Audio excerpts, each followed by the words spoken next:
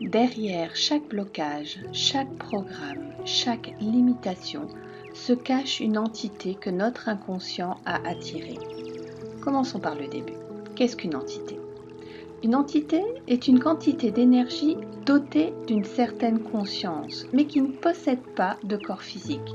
Elle n'est pas visible par l'œil humain, elle est dans un autre plan que le nôtre. Une entité négative par rapport à nous a besoin d'énergie, de lumière pour sa propre évolution et puisera dans la nôtre. Une entité positive, quant à elle, nous transmettra de l'énergie. Les entités sont partout, elles nous entourent. Et c'est nous-mêmes qui les convoquons inconsciemment pour, d'une certaine façon, nous aider à vivre. Mais cette solution ne peut être que temporaire. Parfois cela dure pourtant depuis des vies et des vies. Dans quel cas attirons-nous des entités ? Prenons le cas où dans une ligne de temps, une autre vie, notre âme ou quelqu'un de notre lignée, car les blessures se transmettent de génération en génération, prenons le cas de quelqu'un qui a vécu le rejet, sous quelque forme que ce soit, comme par exemple un rejet à l'école, un rejet amoureux, un rejet dans le monde du travail. Alors, chaque personnage que nous nous étions créés pour nous incarner, pour se protéger et ne plus ressentir le rejet, va faire un pacte inconscient avec une entité qui se placera devant la personne pour paraître invisible, transparente, pour ne pas tisser de liens, pour ne plus ressentir le rejet, pour ne pas faire d'études par exemple, pour ne pas travailler, pour éviter de revivre cette émotion traumatisante. Cette entité sert de pansement occlusif, mais ne soigne pas l'origine du mal. La blessure persiste, elle est juste cachée. Prenons à présent le cas d'un deuil. Pour pouvoir supporter la douleur de perte, nous faisons un pacte inconscient toujours, avec une entité pour être insensible sentimentalement, pour faire une trêve dans la souffrance, pour pouvoir avancer dans notre quotidien. Cette entité nous déconnectera alors de la réalité ou alors de nos perceptions par exemple. C'est encore une fois une solution non durable, car il faut bien se souvenir que les entités ne font rien gratuitement. Il y a toujours échange d'énergie. Nous cédons notre énergie jusqu'à parfois ne plus être maîtres de nous-mêmes. Ces processus ne sont ni bien ni mal, on n'a pas à juger. Ils nous ont permis d'avancer à un moment. C'était la moins mauvaise solution, mais il faut savoir que ceci n'a permis que de mettre de côté le problème. À une période où l'énergie planétaire était faible, c'était une des solutions pour avancer.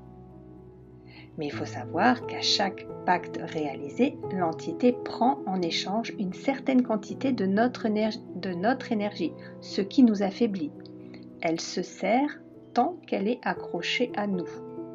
Et plus notre fréquence vibratoire baisse, plus nous attirons à nous des entités qui puisent et puisent notre énergie jusqu'à ce que nous perdions notre identité et le contrôle de nous-mêmes.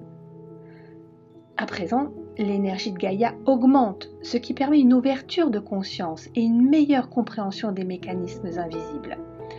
Prendre conscience de comment tout cela fonctionne permet de comprendre que c'est à nous d'aller à l'origine du problème, de libérer la cause, d'aller chercher l'émotion douloureuse pour la cicatriser et libérer les entités. Il est de notre responsabilité d'entreprendre un travail énergétique pour exprimer notre plein potentiel et activer les gènes de l'humain-lumière. Alors, si nous voulons transformer notre vie, il nous faudra aller chercher dans nos zones d'ombre nos traumatismes, nos blessures, pour libérer les énergies douloureuses, cicatriser nos blessures et libérer ainsi les entités que nous avions convoquées. Ceci nous permettra d'être plus légers, de retrouver toute notre énergie, notre plein pouvoir, d'être à nouveau maîtres de nous-mêmes. Évidemment, quand nous sommes dans l'œil du cyclone, il est très difficile de s'en sortir seul. C'est pourquoi des personnes comme moi se sont incarnées pour apporter de l'aide aux humains empêtrés dans leur karma et croulant sous le poids de nombreuses entités. Je fais partie des personnes aidantes qui travaillent en profondeur, au niveau quantique, au niveau des blessures de l'âme. Je réalise ce travail de recherche et de conscientisation des blessures et traumas, de cicatrisation des plaies de l'âme et de libération des entités. Ensuite, fort de cette conscientisation et compréhension, il vous appartient de continuer le processus grâce aux clés que je vous donne. Chacun est responsable de lui-même, de son énergie.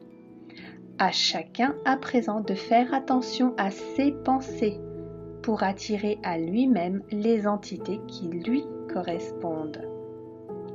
Moi, j'ai décidé de vibrer haut et d'attirer à moi les êtres de lumière. J'ai décidé de travailler sur ma lignée pour libérer les blessures, les schémas répétitifs, les karmas, les entités. Et vous ?